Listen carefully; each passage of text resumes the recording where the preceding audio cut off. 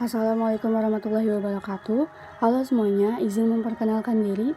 Perkenalkan, nama saya Wanti Nur Khalifah dengan NPM 2213031051 FK Prodi Pendidikan Ekonomi 2022. Di sini saya akan membacakan resume materi-materi PKKMB Universitas, Fakultas maupun Prodi. Di hari pertama, aku dapat pengarahan dari moderator keren banget. Pengarahan yang pertama yaitu tentang penanganan Polri terkait kejahatan digital. Apa aja sih contoh kejahatan digital? Nah, contoh kejahatan digital yaitu pornografi, pelanggaran hak cipta, pencemaran nama baik, penipuan maupun judi online. Aku juga diberi ilmu tentang pemanfaatan teknologi informasi dan transaksi elektronik yang ternyata bertujuan untuk mencerdaskan kehidupan bangsa, mengembangkan perdagangan dan perekonomian nasional, serta meningkatkan efektivitas dan efisiensi pelayanan publik. Tidak hanya itu loh, aku juga diberitahu tips agar terhindar dari jeratan hukum Undang-Undang Nomor 11 Tahun 2008. Salah satunya adalah lakukan pengecekan lebih teliti sebelum melakukan transaksi melalui media sosial. Nah, untuk pengarahan kedua, aku diberi pengarahan tentang pengembangan karakter mahasiswa sebagai intelektual yang anti perundungan atau bullying. Apa sih yang dimaksud dengan bullying? Perundungan atau bullying merupakan perilaku yang tidak menyenangkan yang disebabkan oleh perorangan maupun kelompok, baik secara fisik maupun non-fisik, yang dapat melukai diri dan korban merasa tidak nyaman karena hal tersebut. Pastinya aku diberi juga pengarahan tentang pembangunan karakter yang bertujuan agar para pelajar maupun mahasiswa dapat menjadi solusi bagi permasalahan bangsa. Nah, untuk pengarahan terakhir di hari pertama PKKMB Universitas Lampung 2022 yaitu tentang Indonesia yang mempunyai gelatik dan prinsip-prinsip yang kokoh, yang tidak pernah pudar dan menjadi ciri khas dari umat Islam Nusantara, yang membedakan umat Islam Nusantara dengan masyarakat Asia Timur, khususnya Arab yang tidak mempunyai infrastruktur sosial yang jelas. Sedangkan Indonesia, berkat para perjuangan ulama dan para kiai, serta para pemimpin nasional mampu memiliki beberapa ormas sebagai kekuatan Indonesia. Untuk hari kedua PKKMB Universitas Lampung 2022, aku diberi 3 pengarahan yang tentunya masih dengan pemateri-pemateri yang sangat menginspirasi. Pengarahan pertama yaitu tentang Merdeka Belajar Kampus Merdeka, yang mempunyai tujuan untuk mendorong proses belajar di perguruan tinggi yang semakin otonom dan fleksibel, dan menciptakan kultur belajar yang inovatif, tidak mengekang, dan sesuai dengan kebutuhan mahasiswa. Selain itu, aku juga diberitahu hak mahasiswa, yang ternyata mahasiswa diberi hak belajar di luar program studi dalam satu perguruan tinggi maupun di perguruan tinggi lain. Pengarahan kedua yaitu kesadaran lingkungan hidup, manajemen resiko, dan kampus sehat. Permasalahan lingkungan hidup di Indonesia dan di dunia dibagi menjadi 3, yaitu yang pertama lingkungan alam, yang kedua lingkungan buatan, dan yang ketiga lingkungan sosial. Selain itu juga, aku diberi ilmu tentang manajemen risiko, proses mengidentifikasi, menganalisis, mengevaluasi, mengendalikan dan berusaha menghindari, meminimalkan, atau bahkan menghilangkan risiko yang tidak dapat diterima akibat kerusakan lingkungan.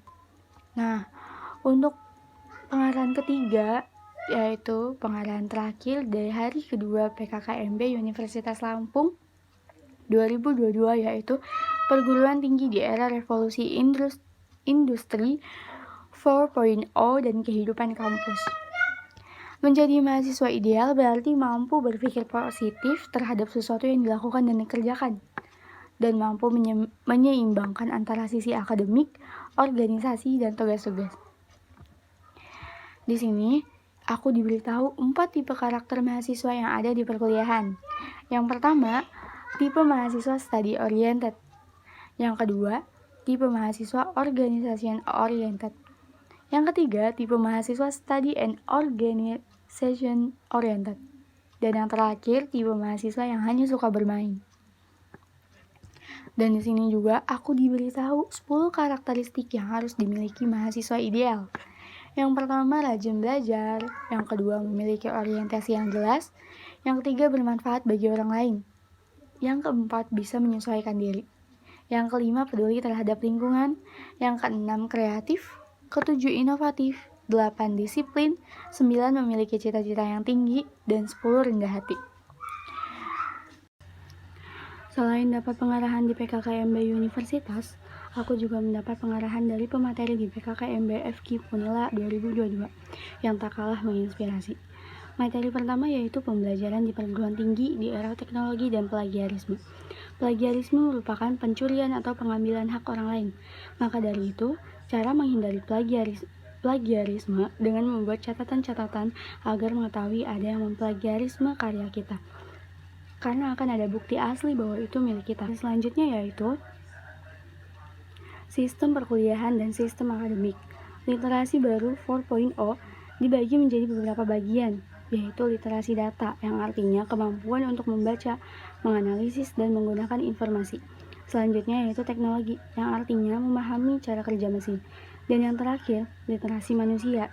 Di PKKMB FKIP Unila ini juga aku mendapatkan strategi menyusun jadwal, agar waktu yang kita punya tidak terbuang sia-sia. Strategi menyusun jadwal tersebut yaitu membuat daftar kegiatan, membuat daftar skala prioritas, perkirakan kebutuhan waktu, dan terakhir alokasi waktu dan evaluasi. Selain itu, aku juga diberitahu sistem kuliah menggunakan SKS. SKS merupakan takaran waktu kegiatan belajar yang dibebankan pada mahasiswa per minggu dalam proses pembelajaran atas keberhasilan usaha mahasiswa dalam mengikuti kurikuler di suatu program studi. Tujuannya yaitu memberikan kesempatan kepada para mahasiswa yang cakep dan memberikan kesempatan agar dapat mengambil mata kuliah yang sesuai dengan minat.